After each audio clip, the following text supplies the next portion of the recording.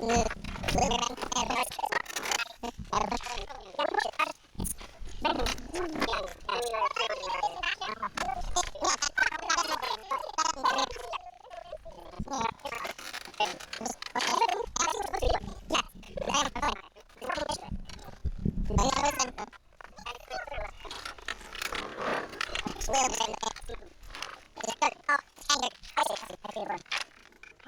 welcome to Wheels in the Wilderness. I'm Aislinn, David's behind the camera, and today we are at Madison, Boulder, and we are joined by Uma and our grandson Kieran. Hello. Our friends Dan and Mina, and this is our last rock for the New Hampshire Rocks That Rock.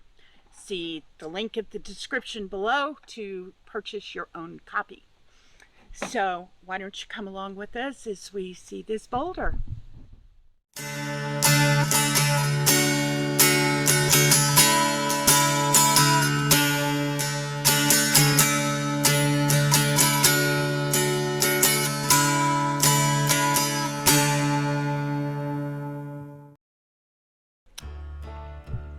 So, because this is our last rock, we have an archway waiting for us.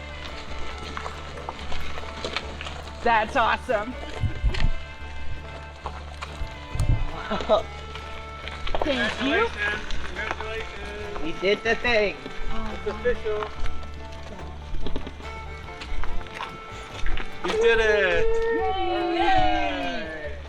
And I cannot help but have the Jurassic Park theme just play in my head.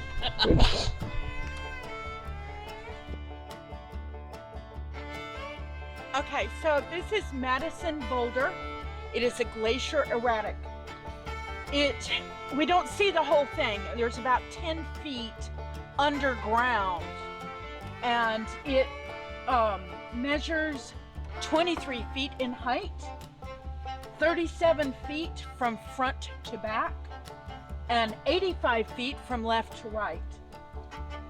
And they can only estimate its weight. They figure a cubic foot weighs approximately 165 pounds or so, and the estimated weight is 5,963 tons. That is a very big rock.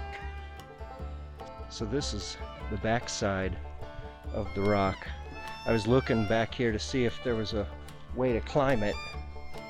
I bet it could be climbed right over here. A skilled climber, he could make his way up that.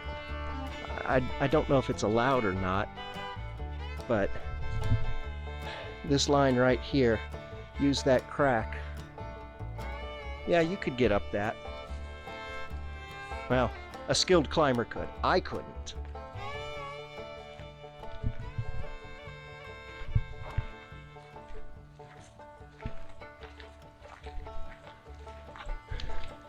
It would be fun to rappel down it, that's for sure.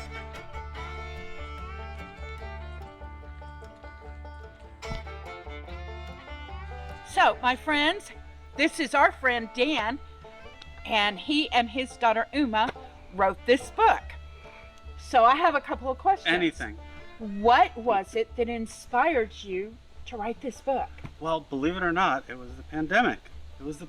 So Uma was home from school. Mm-hmm. We were schooling her at home. As much as I love my daughter, when you're with a 6-year-old, all day long, you're always looking for ways to get out and to do things, and we couldn't go into the White Meadows too far, during the pandemic, and there was all these restrictions and so forth. Right. So we were looking for we're in Manchester, little local hikes to do, just to get outside for a while, And a friend of mine who works at the New Boston Historical Society told me about this rock called Frog Rock.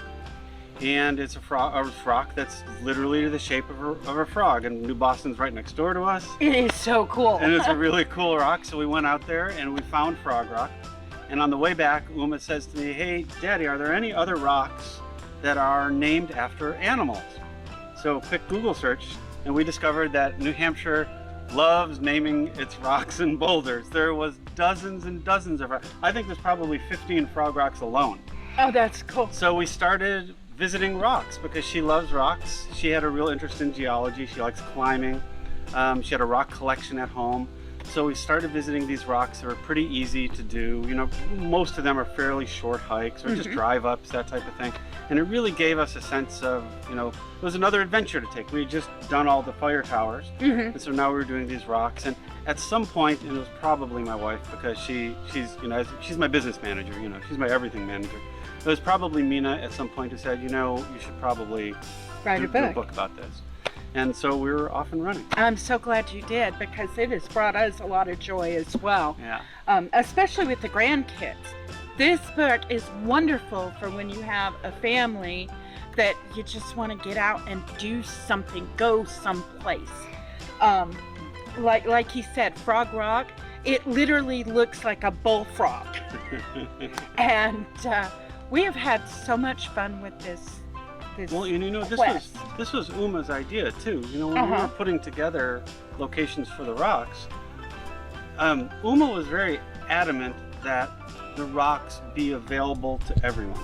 And even though there's a few on the list that are not, you know, scooter accessible. Yeah. But for the most part, most of them are.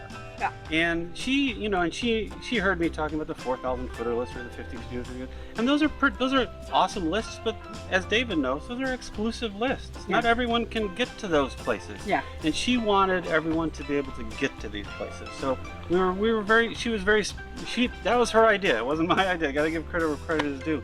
And to her, it was like, well, all kids should be able to go to these places. You know, that was her thing. So I agree. here you are. Here I am. Yeah. So thank you.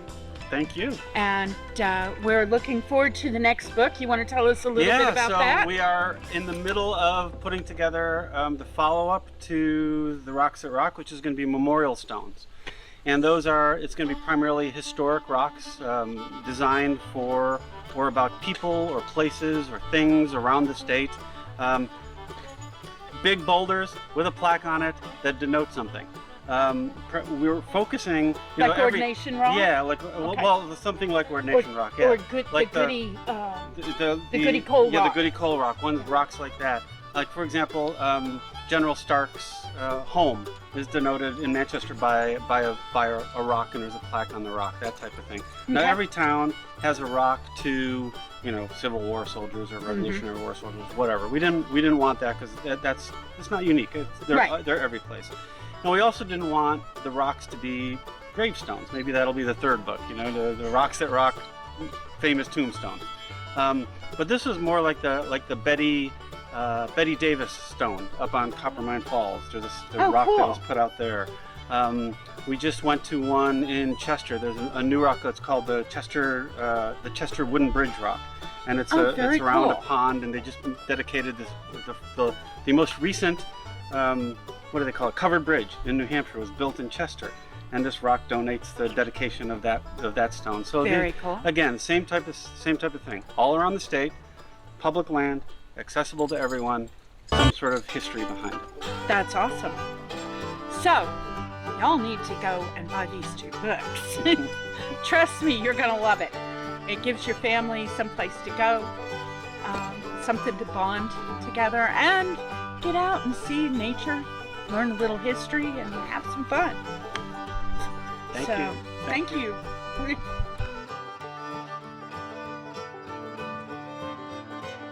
So, there you go. This is our last rock on the New Hampshire Rocks That Rock book, and we have now earned our patch. So, thank you for coming along. I hope you enjoyed this video. And as always, remember to chase your dreams, challenge your limits, and choose joy.